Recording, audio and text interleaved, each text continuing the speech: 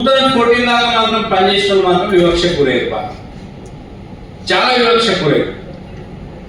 తెలంగాణ ఉద్యమాన్ని ప్రేరేపించడం కోసం, సమాజంలో ఉన్నటువంటి అసమానతలను సూచించడం కోసం, వీరి యొక్క ఆంధ్ర పెట్టుబడిదారుల పత్రికల చేతుల్లో మనం నలిగిపోవడం, ఎవరైతే గట్టిగా మాట్లాడుతారో గొంతెత్తి ప్రశ్నిస్తారో వాళ్ళు చాలా రకాలుగా నష్టపోవడం మనం చూసినాం. ఈ పత్రికలకు వెళ్ళి ఆ పత్రికలకు వెళ్ళడం, గట్టిగా మనం ఇబ్బంది పడ్డ సమస్యలు చాలా ఉన్నాయి. తెలంగాణ వచ్చిందే నీళ్లు, నిధులు, నియామకాలు.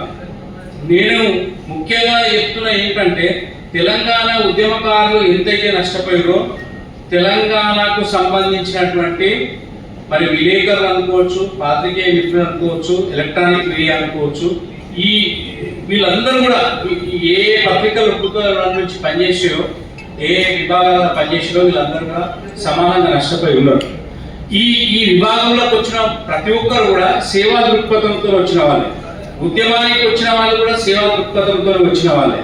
కాబట్టి నేను నా పర్సనల్ ఉద్దేశం ఏంటంటే, వీళ్ళని కూడా ఉద్యమకారులుగా గుర్తించాలని చెప్పి నేను ప్రభుత్వానికి సూచన ఇస్తున్నాను. రేవంత్ రెడ్డి గారు పోయిన 10 సంవత్సరాలు ఏం జరిగిందనేది మనం నష్టం చూసినాం, చవి చూసినాం. ఆ నష్టాన్ని ఇంకా 10 ఏళ్ళు పడుతుందా, 20 ఏళ్ళు పడుతుందా భరించే పరిస్థితులు ఈ తెలంగాణ ప్రజలు మరి చాలా ఇబ్బందులుగా ఉన్నారు. అయినప్పటికీ మన బడ్జెట్ ఎంత, మన బడ్జెట్ లో మనం కోరుకున్న కోరికలు ఏంటి, మనకు రావాల్సిన వాటా ఎంత, దీని మీద చూస్తే నేను గమనించిన దాంట్లో ఏంటంటే, మండలానికి 10 ఎకరాలు కేటాయిస్తే 250 గజాలు ఉద్యమకారులతో పాటు మీకు కూడా ఇవ్వాలని నా డిమాండ్. రెండవది, పెన్షన్ కూడా ఉద్యమకారులకు ఇవ్వాలని ఒక డిమాండ్ ఉంది. మరి మీకు పెన్షన్ ఇవ్వాలన్నా వద్దా అనేది ఆ సమస్య డిఫరెంట్ అవుతుంది. కానీ 250 గజాలు మాత్రం ఉద్యమకారులకు గుర్తించి మీకు ఇవ్వాల్సిన అవసరం అయితే తప్పకుండా ఉండాలనేది నా భావన. దానికి నేను తెలంగాణ అమరుల ఆశయ సాధన కమిటీ వేసి సంగారెడ్డిలో మీటింగ్ పెట్టి, సిరిసిల్లలో పెట్టి, బీజేపీలో ఉన్న నాయకులను కూడా నేను కాంగ్రెస్ లో కలిపి ఖమ్మంలో పెట్టించిన, నల్గొండలో పెట్టించిన, కరీంనగర్ నడిగొడ్డులో కూడా పెట్టించి మీటింగ్ పెట్టించి ఆ యొక్క లేఖలన్నింటినీ కూడా క్రోడీకరించి 250 గజాల స్థలాల కోసం అప్పుడున్నటువంటి మాణిక్రావు ఠాక్రే గారికి మనం సమర్పించడం జరిగింది. మీరు గవర్నమెంట్ లోకి వెళ్ళాలంటే ఇక్కడ ఒక సంస్థ నడుస్తూ ఉన్నది, ఉద్యమకారులు ఉన్నారు. ఉద్యమకారులను ఈ గవర్నమెంట్ పట్టించుకోలేదు. టిఆర్ఎస్ అనేది బిఆర్ఎస్ గా మారి తన అస్తిత్వాన్ని కోల్పోయింది. కేసీఆర్ తన అస్తిత్వాన్ని కోల్పోయిండు, కుటుంబ పాలనలో మునిగి తేలిండు.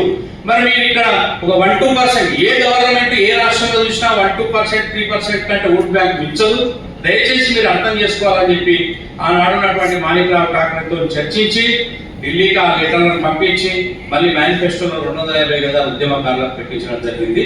ఆ దిశగా మీరు కూడా ఉద్యమకారులే కాబట్టి అలా రావడానికి మనం విశ్వ ప్రయత్నం చేద్దాం. ఎవరు చేద్దాం అనేది టెక్నికల్ అంశం. ఇంతకుముందు ఒక చిన్న ప్రశ్న ఉంటే, 96 నుంచి 2014 వరకు, ఈ 2009లో మరి 2014లో జాయిన్ అయిన వాళ్ళు ఉద్యమానికి ఊతం ఇచ్చిన వాళ్ళకి ఇద్దామా వద్దామనే సమస్య లేదు. 2000 ఉండి విలేకరులుగా ఉండి కష్టపడిన వాళ్ళకు ఖచ్చితంగా 250 గజాల లోపల ప్రతి మండలానికి 10 ఎకరాలు కేటాయించాలి, జిల్లా హెడ్ క్వార్టర్కు 20 ఎకరాలు కేటాయించాలి, హైదరాబాద్ హెడ్ క్వార్టర్కు 50 నుంచి 100 ఎకరాలు కేటాయించాలి, పెద్ద పెద్ద మెట్రోపాలిటన్ నగరాల లోపల 25 నుంచి 30 ఎకరాలు కేటాయిస్తే ఉద్యమకారులు అందులో వెళ్ళిపోతారు. అది గవర్నమెంట్ జాగీర్, గవర్నమెంట్ జాగీర్ అంటే అది మన జాగీర్, ప్రజల జాగీర్. కాబట్టి మీరు ఖచ్చితంగా ఈ సమాజానికి మనం మేలు చేసుకోవాలి. కాబట్టి ఈ సమాజం అసమానతలను తెలంగాణ వస్తేనే రూపుమాపుతుంది అని అనుకొని చేస్తున్నాం. కాబట్టి నిజంగా రూపుమాపం.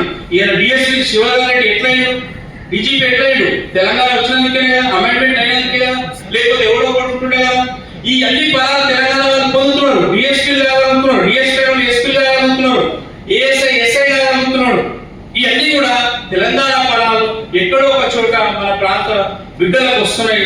మొన్నటికి మొన్న ఉద్యోగాలు వేసారు కాబట్టి ఉద్యోగ నోటిఫికేషన్ వేసినప్పుడు కూడా ఖచ్చితంగా మన పిల్లలు ఖచ్చితంగా మన ముద్దు బిడ్డలంతా ఎక్కడో ఒక దగ్గర ఫలాలు అవుతున్నాయి. కానీ ఉద్యోగం చేసిన వారికి మాత్రం ఫలాలు లేవు. ఇది గుర్తించుకోవాల్సిన అవసరం ఉంది. ఈ సమస్య ఎక్కడ వస్తుందంటే, నాకు అనే దగ్గర సమస్య వస్తుంది. ఉద్యమకారునికి నాకు అనే సమస్యను ఏం చేయాలంటే ప్రజలలోని సంగీతం ఏర్పాటు సంఘటన అయ్యాలి. గట్పదం ప్రజా సంఘటన, మనకున్న అవకాశాలకు ప్రజలకున్న అవకాశాలకు మనం ఏం చేయాలంటే గట్బంధం చేయాలి. ప్రజా సమస్యగా చేయాలనేది కపల ప్రసాద్ గారు కూడా క్లియర్గా వివరించారు. ప్రజా సమస్య అయితే తప్ప మన సమస్య ప్రజల సమస్య అయితే తప్ప ఈ ఈ యొక్క ఉత్పాదాన్ని మనం దాటం అనేది ఒక సంక్లిష్టమైనటువంటి పరిస్థితి ఉన్నది. నేను చాలా రకాలుగా నేను చూసిన ఉద్యమ సంఘాలను కూడా నేను నడుపుతా ఉన్నాం. తెలంగాణ జేఏసీ రాష్ట్ర వ్యాప్తంగా కూడా కొన్ని కార్యక్రమాలు చేసుకుంటూ వస్తున్నాం. సీఎం దృష్టికి కూడా చాలా సందర్భాలు వెళ్ళినాయి. కాబట్టి ఉద్యమకారుల అంశాల పట్ల జోడించుకుంటూ ఉద్యమ సంఘం తెలంగాణ జేఏసీ ఉద్యమ సంఘం మీ పట్ల కూడా తప్పకుండా ఉంటుంది. కోదండరాం సార్తో కూడా నేను చర్చించి మీ పట్ల తప్పకుండా మీ ఉద్యమ సంఘం పట్ల కూడా మన సీఎం దగ్గర పోయేటట్టుగా కూడా ఒక లేఖ రాపిస్తాము. తప్పకుండా మీ ప్రతినిధి బృందం ఎవరన్నా ఉంటే కూడా రావచ్చు, సీఎం కలవచ్చు.